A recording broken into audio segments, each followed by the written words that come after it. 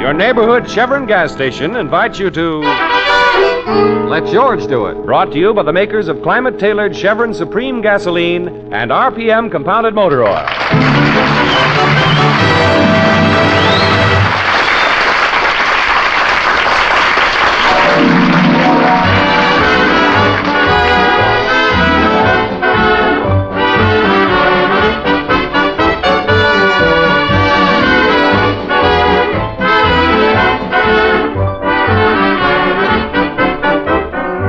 Have a crime that needs solving? Have a dog that needs walking? Have a wife that needs spanking? Let George do it. That's the ad that George Valentine put in the paper when he opened his office several weeks ago. Since then, he's had many strange adventures.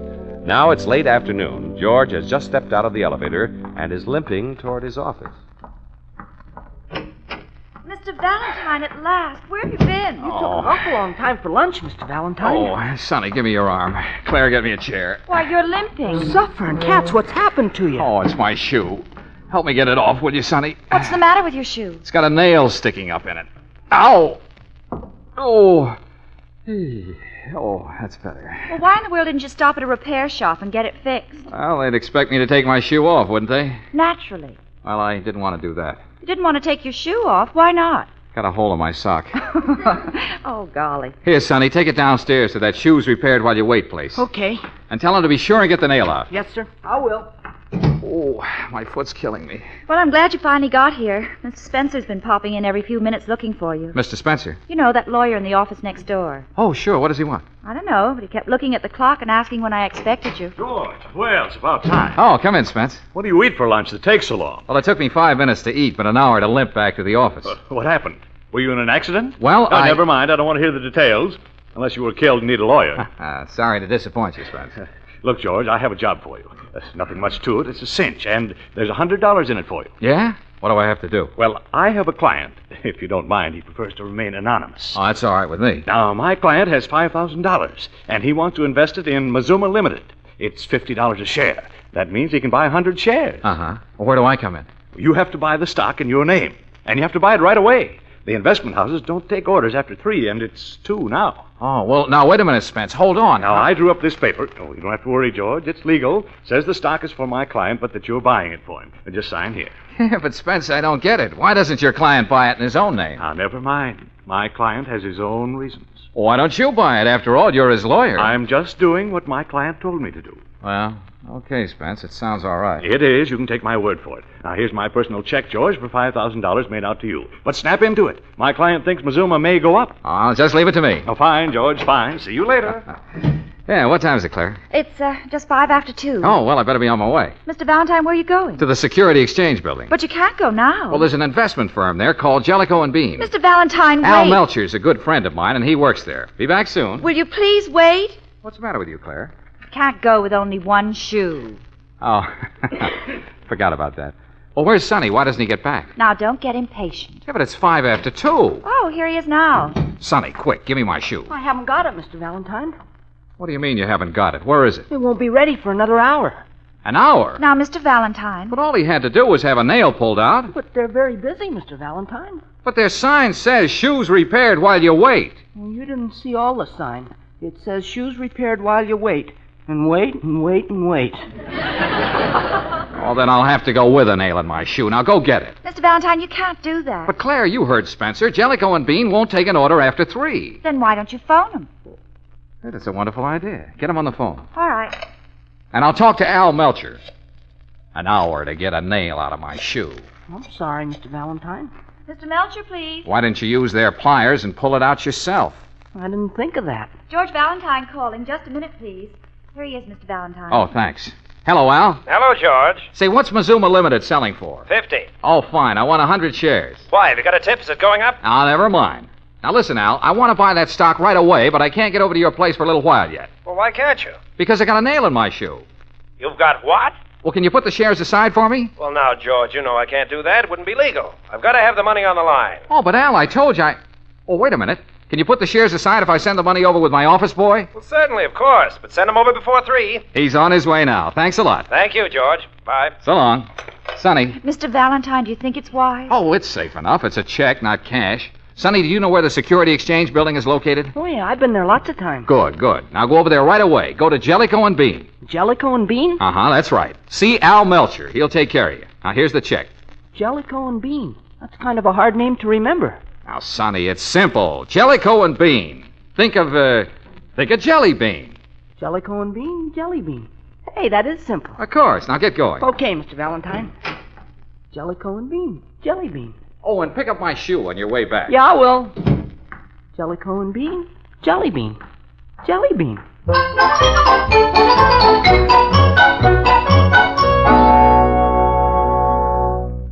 Candy. Candy. Now, what kind of candy was that?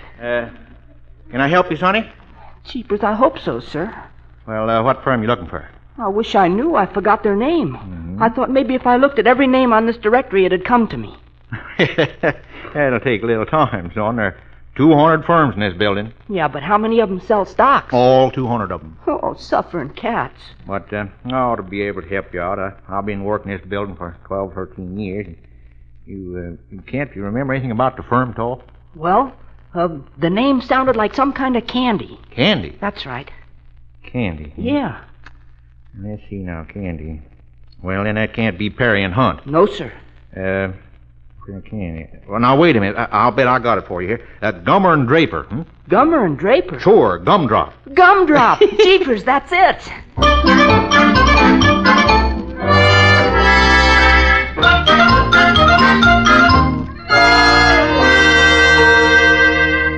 What time is it now, Claire? 5 minutes to 3. Oh, I wish Sonny'd get back with my shoe. My toes are getting cold. A nail in your shoe. Honestly, Mr. Valentine, sometimes I think you need someone to look after you. Why, Claire? This is so sudden. Stop it. Good afternoon. Let George do it. This is Al Melcher. Let me speak to George, will you? Oh, just a minute. It's Mr. Melcher. Oh, I wonder what he wants. Hello, Al. Say, George, where's your boy? My boy. Yes, with the money. Now, wait a minute, Al. Do you mean to say that Sonny hasn't been there yet? Haven't seen a sign of him. We only got 3 minutes left, you know. 3 minutes? Al, now wait. Don't hang up. Claire, Sonny didn't show up there. Oh, Mr. Valentine, maybe something happened to him. Well, if it didn't, it will. Maybe someone took the check away from him. Now, don't start imagining things. But he could have got hit over the head. Oh, sure, he could have got hit over the head, and he did. But that was when he was born. Mr. Valentine, I don't like your attitude. And I don't like your brother. Where is that kid? You've only got 2 minutes left, George. Oh, wait a minute, Al, please. Now, don't hang up. Mr. Valentine, here's your shoe. Sonny! Sonny, where have you been? Sonny, quick, give Al the money. Huh? He's right on the... Oh, never mind, I forgot.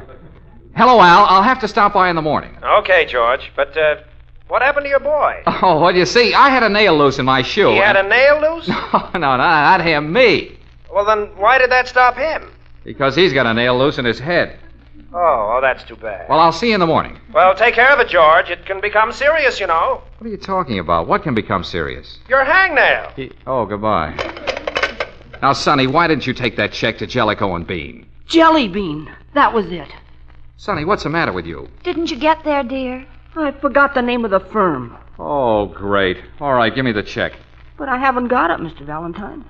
You haven't got it? Well, you... Now, Mr. Valentine, you stay away from Sonny. Well, what does he mean he hasn't got it? Where is it? I thought it was funny they didn't know you there, but they said they'd keep the check until you dropped in and ordered whatever you wanted to order.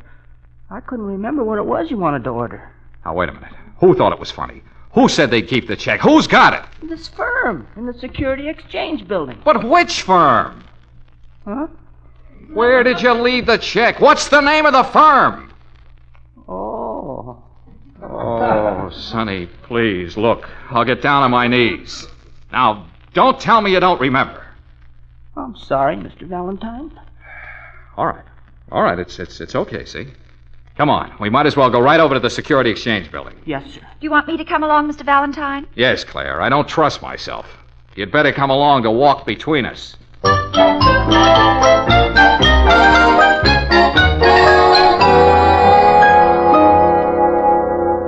Well, just don't stand there, Sonny. Start looking over the names on the directory. Yes, sir. Can't you give us a clue? Well, it's too bad that elevator starter went off duty. I bet he'd remember. Oh, sure, of course. Everybody'd remember, except you. I know it sounds like candy. That's why I was so positive I had the right one. Oh, what about Marshmallows? No, I don't think so. I'm not very fond of marshmallows. Well, then how about Brader and Brittle? You know, peanut brittle?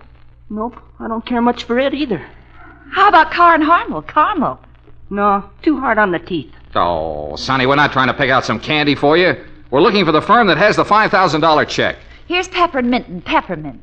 No, I'm pretty sure that's not it. Come on, Claire, we're just wasting time. Every name in this directory can be made to sound like candy. Then what are we going to do? Well, we'll go to every office if we have to. We'll start at the bottom and work our way up. Why don't we start at the top and work our way down? Because I'd rather work my way up than down. Now, come on.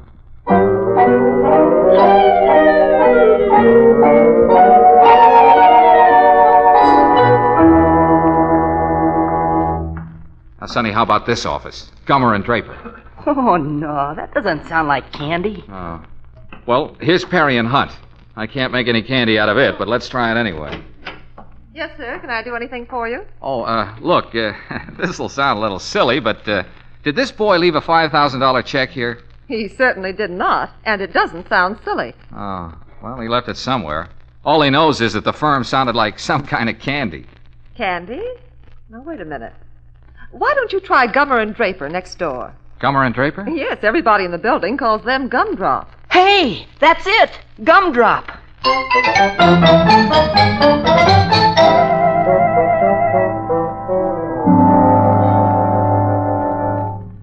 Oh, I'm tired. Oh, yeah, so am I. But anyway, we got the check back. I'll be down a little late tomorrow, Claire. I'll go to Jellicoe and Bean first. Excuse me, Mr. Valentine. Well, what do you want? Now that we're back here at the office again, I was just wondering if it wasn't time to stop work. It's 5 o'clock, you know. Oh. Well, all right, Sonny. I guess you did enough damage for one day. Someone came in the other office. Sonny, see who it is, will you? Okay. Oh, hello, Spencer. Hello, Sonny. Spencer. Claire, don't let on that I didn't buy those shares. He might lose confidence in me. I won't open my mouth. George, did you buy the stock? Oh, yeah, sure, of course. At how much? Yeah, 50? $50 a share. Oh, that's wonderful. Then you got them right away. Well, that's what you wanted me to do, wasn't it? Oh, I knew I could depend on you, George. It's wonderful, isn't it? What's wonderful? I mean about Mazuma Limited.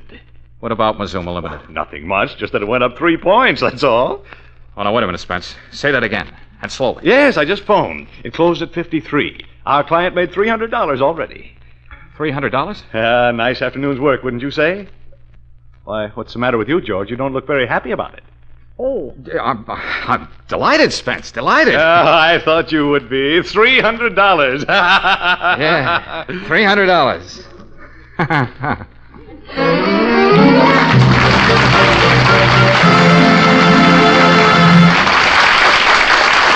Well, while George is trying to figure out how to raise $300, here's something for you to think about. It's always nice to know the man you're doing business with. So, in case some of you still haven't gotten acquainted with a Chevron dealer, here's the kind of fellow he is. The man who stands behind the Chevron gas station sign is a chap with the good sense and hustle that it takes to run a business of his own. He's a likable sort, smiling and friendly, because, frankly, he knows it's good business to get along with folks. His customers find him accommodating for the same reason. They find him mighty handy with their cars, too. He proves that by carrying Chevron Supreme gasoline and RPM motor oil, because he knows they're tops for performance. He proves he's a good businessman by honoring Chevron credit cards. He knows they're an extra convenience for motorists. Yes, on all counts, the neighborhood Chevron dealer is a good man to know. Why not drop in this weekend at the Chevron gas station in your neighborhood?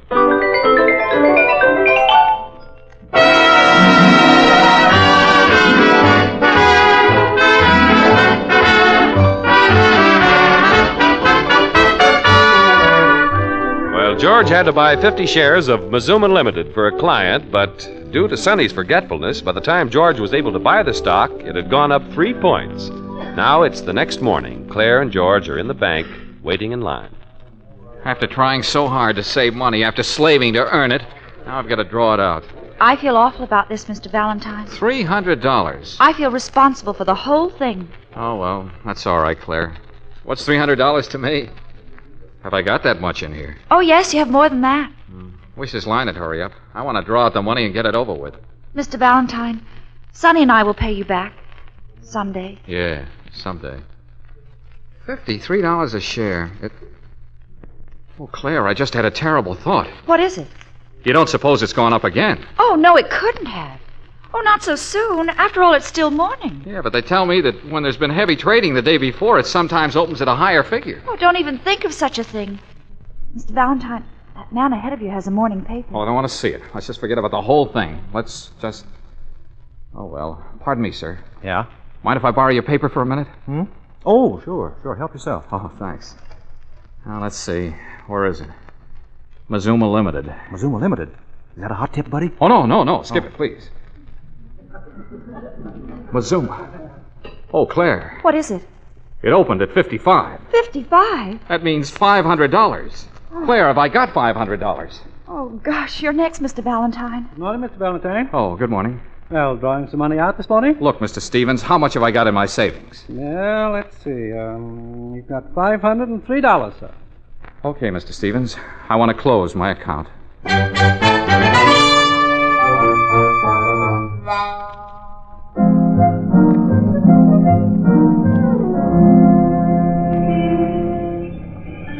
Taxi!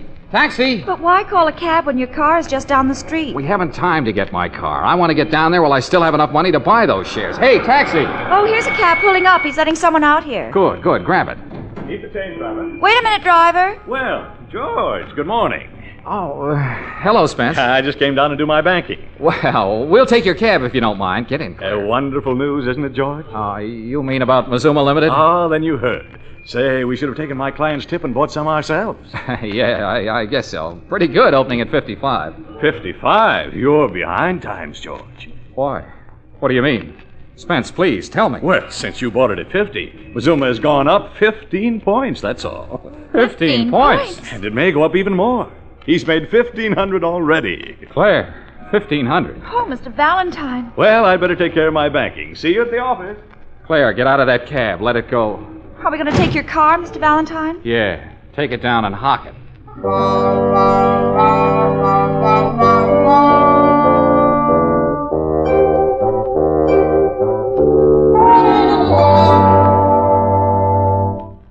Oh, I wish Mr. Valentine would get back. He's been gone so long, I'm getting terribly worried. Where'd he go, sis? Try and get a loan on his car. Oh. Claire, do you think maybe I'm a little bit to blame? Well, maybe a little bit, dear. Yeah, I guess so. Mazuma went up to 65. 65? Maybe I better leave before Mr. Valentine gets back. You stay right here, Sonny. Stay in the other office, Sonny. Yeah, that's a real good idea. Mr. Valentine. Oh, hello. Mr. Valentine, you look awful. I raised $1,000. Well, that's fine, isn't it? $700 on my car, and then I sold a few things. What few things? What did you sell? Oh, what difference does it make? Why? What do you mean? Didn't you buy the shares? It went up again before I got there. Oh, no. I tried to get Al to take what money I had and sell them to me. I promised him I'd raise the rest some way, but, well, it's against the law. Oh. I don't want to do anything against the law. Oh, no, of course not. Know any banks I can break into? Mr. Valentine, it can't be that bad. Now, come on, sit down. You must be tired. Yeah. I went for a walk. Well, that's a good idea. Down by the river. Mr. Valentine! It's still there. Please, will you listen to me? I have a suggestion. It's the only way out. Of course, I realize it may be a little difficult, but it's the best way to handle this. You mean the river? Oh, of course not. Mr. Valentine, go next door to Mr. Spencer's office and tell him the whole story. Believe me, it's the best thing to do. Yeah, well, maybe you're right, Claire. But how am I going to break it to him? Where will I start? With the nail in your shoe. Oh, yeah. Okay, Claire, I'll do it. I'll say, you see, Spence, I had a nail in my shoe.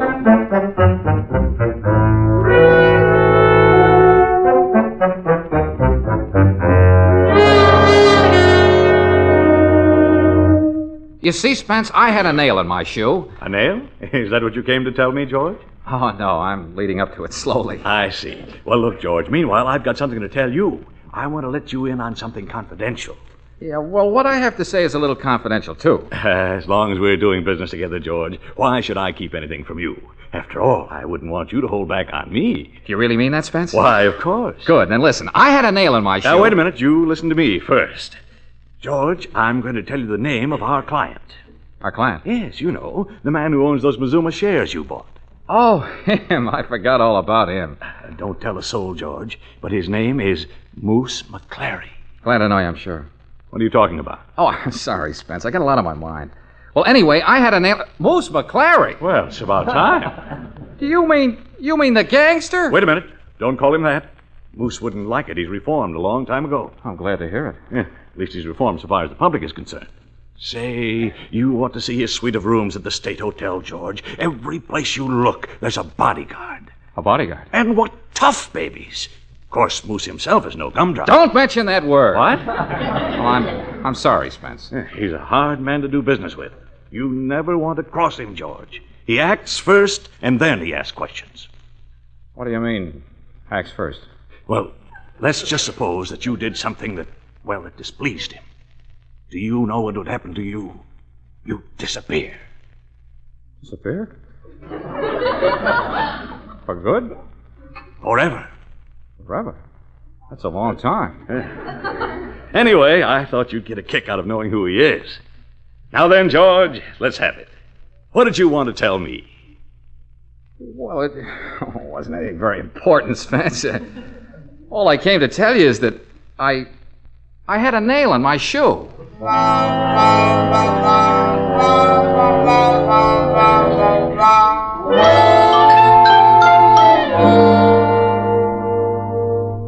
But, Mr. Valentine, you went there to tell him the truth. Why didn't you go through with it? After he told me our client is Moose McClary? Claire, don't you like me? Of course I like you. Just for the record, I like you very much. But what's that got to do with it? Claire, because of me, the Moose lost $1,500, maybe more by now. You think he's the type that'll say, oh, that's all right, just forget it? Just tell this Moose person that you'll make it up to him. Tell him it may take a little time, but that eventually you'll pay him back. Oh, I can just see myself saying that. Clary's about 6'5". He has hands as big as that desk, and a bodyguard for every finger. Well, then don't face him. Put it in a letter. A letter? Yes, why not? Hey, a letter. And you could enclose the money in the letter, and then you can... Leave town. Now, Mr. Valentine. Okay. It's the only way out, I guess. I'll tell him that I'll work for him for the rest of my life, which may not be for very long. Take a letter, Claire. Hey, you can't do that. Sonny, what's the matter? Say, what's going on out there? Mr. Valentine, quick. Some men came in and they're moving out all our furniture. Oh. Well, it's all right, Sonny. Don't try to stop me. But, Mr. Valentine, why not? Remember I told you I sold a few things? Our office furniture? Well, what's the difference? I won't be able to stay in business anyway. Come on, Claire, take a letter. Jeepers. Okay, boys. This stuff goes to... Take it right on the typewriter. All right, Mr. Valentine. Sorry, lady. We gotta have that desk. Mr. Moose McClary, State Hotel. Sorry, lady. My typewriter. Take it in longhand. Here's my pen. Oh, all right. Oh, sorry, lady. We gotta have that chair. Mr. Valentine. Sit on the floor. Oh, golly. All right, go ahead, Mr. Valentine. Dear Mr. Moose, this may come as a shock to you.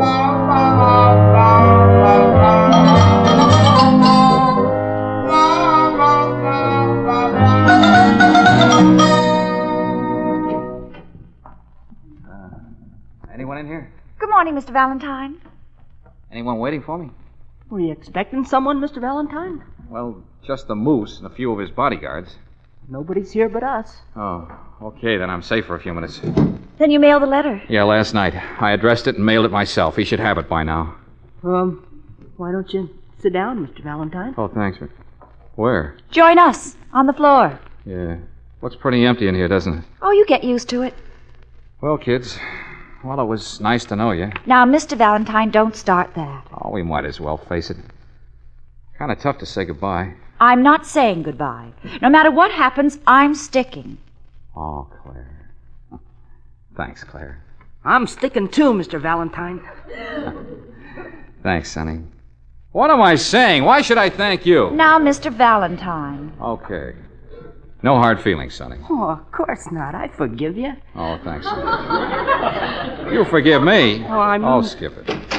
George, come on. We've got to get out of town right away. Oh, Spence, then you talked to the Moose. You know about it. Don't stop to talk. Come on, let's beat it. Well, now, wait a minute, Spence. He can't blame you. I wrote him that you had nothing to do with it. But he claims I showed poor judgment. You mean in coming to me? He just carried out his orders, that's all. He wanted to buy 50 shares. How was I to know it would drop? Spence, wait a minute.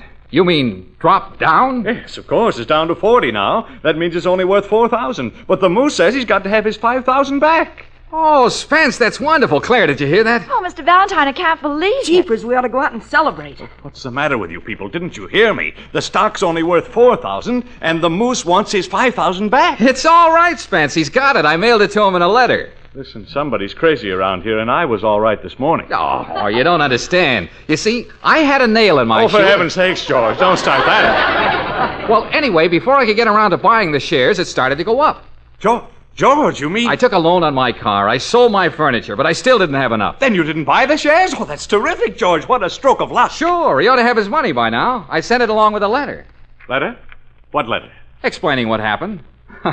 I even promised to work for him for the rest of my life. Can you imagine that? George, you didn't. Oh, George, you don't. Now, Spence, I resent that. If you had to get it off your chest, why didn't you come to me? But to put a thing like that in black and white and send it to the moose...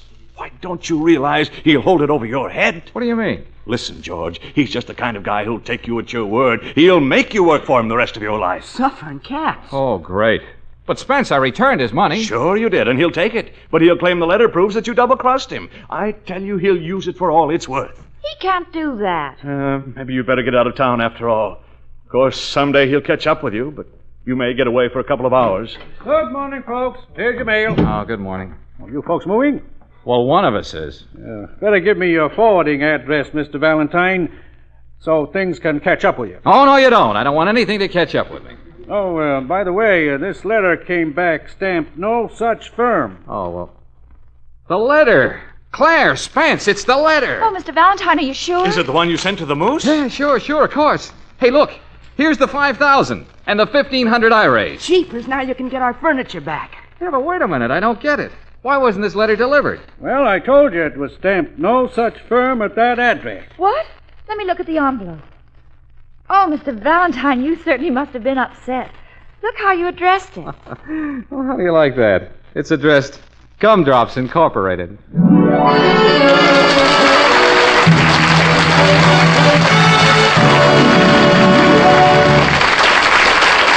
George will be back in a moment.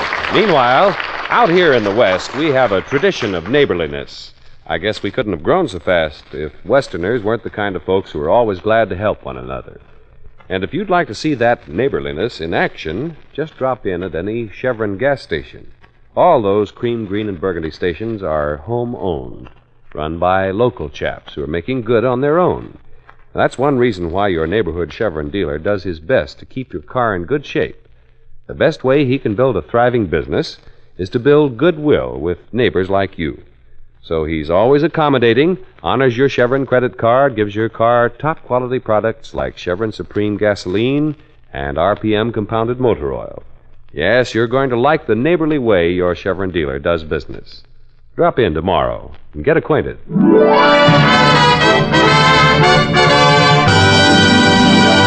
Well, next week, George Valentine has a problem that's out of this world, and you'll probably hear something like this. I wanted to see you this morning, Mr. Valentine, but I was detained. You see, I just came from my funeral. Oh, I see. From your funeral? That's right. Quite an experience. Now, wait a minute. What is this? Say, who are you anyway? I am the late Rufus Hamilton.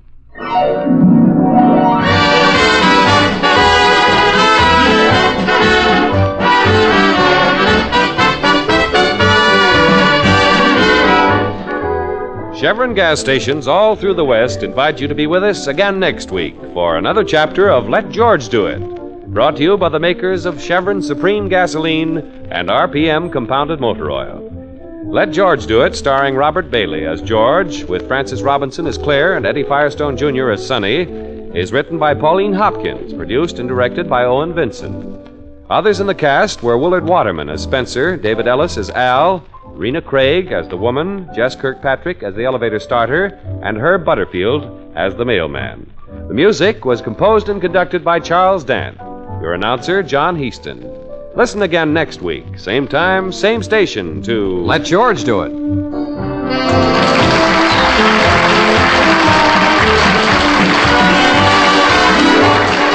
This is the Mutual Don Lee Broadcasting System.